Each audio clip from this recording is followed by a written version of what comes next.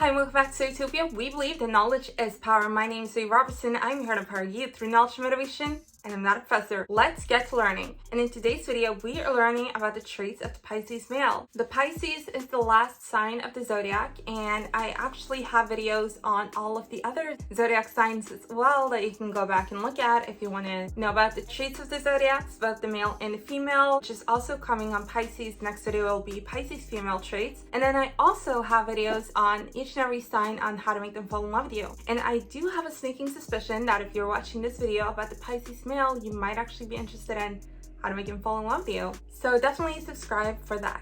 That being said, let's just get into the Pisces male. And the stereotype for the Pisces male is the soft boy. He is emotional. I mean, obviously, he's a water sign. He's also very romantic and artsy, sort of with that whole soft boy look. And his biggest vulnerability is probably that he is not just emotional, but very sensitive. But the flip side to that is that he's also really intuitive, which is also a classic trait of water signs. He also has this very like air sign quality, or it reminds me of an air sign, where he's just very dreaming, you know, just like floating and thinking, contemplating, and just sort of like, oh, where am I, you know, which is kind of cute. He's also very creative and idealistic and empathetic, again with the emotional, and also with the emotional moody, which I personally believe is a trait that the water signs again share.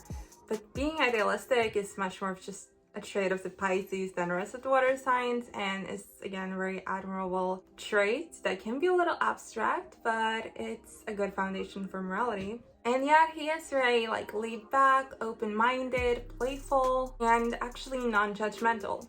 And the playful things are very characteristic of the Pisces, as they are like the baby of the zodiac, and you can see like two fishes like playing together. It's very like childlike sign in many ways, and just that sincere playfulness and openness. And yet they can be kind of petty and hold grudges.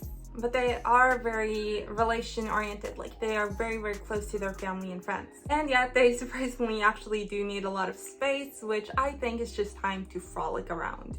Other than that, they're very positive and talkative, which goes back to the whole dreaming thing. Can also be a little bit too kind, sort of like naive and gullible. So if you're a Pisces, then you should probably make sure you're not too nice. They're also very flexible. They sort of like go with the flow, go with, you know, the moves of the water.